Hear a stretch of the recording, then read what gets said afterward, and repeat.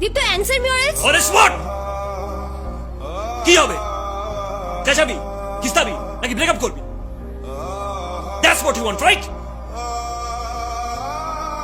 ও না না না না না না, ওকে তো দুদিক ব্যালেন্স করে চলতে হবে।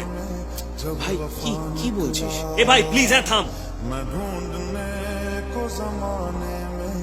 আমাদের সাথেই এরম হয়। তোর সাথে নেহা কি করেছিল মনে কর। এই মেয়েগুলো না এরমই হয়, একটা ইনোসেন্ট চেহারা নিয়ে ঘুরে বেড়াবে আর আমাদের মতন একটা ইনোসেন্ট ছেলেকে টার্গেট করবে, ইউজ করবে, ফিলিংস দিয়ে খেলবে, বাট ছাড়বে না। একটা কোনায় চুলিয়ে ফেলে দেবে। এদিকে সুন্দর দেখতে একটা বড় লোক ছেলে তার সাথে ঘুরে বেড়াবে। দেখেছি তোকে আর তোর রূপমকে হাত করতে। আমি বুঝছি না ভাই, কি পেলি এটা করে? আমার থেকে লাভের লাভ তো কিছু পাচ্ছিলি না। মজা পাস নাকি? হ্যাঁ, তোরা নাচাবি, আমরা নাচবো, দেখবি, মজা নিবি, রাইট?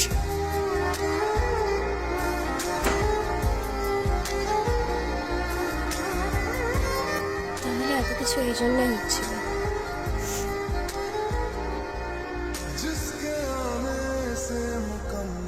বেশ,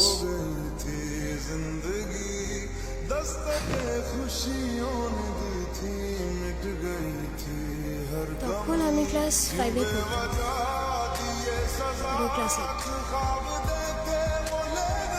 আমার বাবা আর ওর বাবা মিলে আমাদের ফ্যামিলি বিজনেসটা স্টার্ট করে।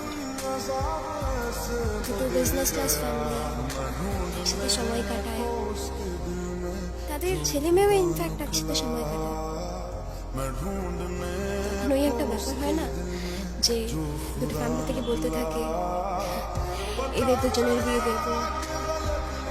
আমিও শুনে নাচতাম, ভালো লাগতো। বিয়ে করবো, সংসার করবো। তারপর আমি ক্লাস 10-এ উঠে স্কুল চেঞ্জ করি। বোর্ডসের প্রেশারে আর সেগুলো দেখাটা হতো না। বাবা মা ওর বাড়ি গেলে আমায় টিউশনে দিয়ে যেত, বা ও আমার বাড়ি এলে আমি তখন টিউশনেই থাকতাম।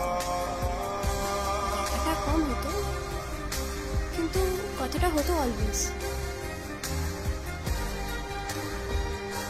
তারপর এমন একটা ঘটনা ঘটে যেটা খুবই সাংঘাতিক।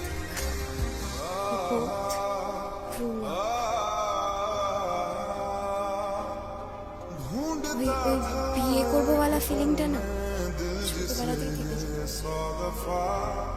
বলে আর থাকে না সেই ফিলিংটা।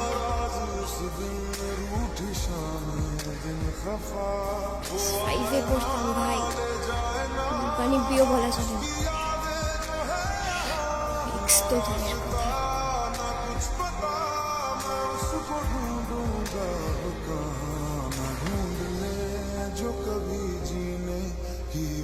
সামনের মাসে ওর এঙ্গেজমেন্ট, ইনভাইট করতে এসেছে। কেউ নিয়ে যেতে বলেছে, মনে হয় না সেটা আপনি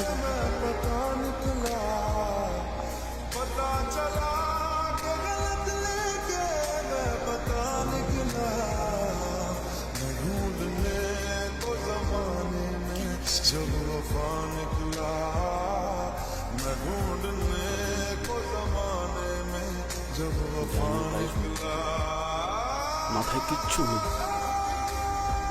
না, তুই এরম বলিস না। মানে তুই আমাকে বক, মার, কোনো অসুবিধা নেই। হ্যাঁ মানে সত্যি বলছি, তুই আমাকে মার, কোনো অসুবিধা নেই। বলছি তো দরকার নেই সবের। তোকে যা তা শুনিয়েছি আমি। আই রিয়েলি ডিজার্ভ ইট। মানে ভুলভাল, প্রচন্ড ভুলভাল শুনিয়েছি। তুই তো রাগটা বের কর।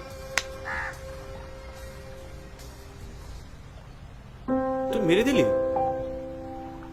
তুই তো বলি মারতে।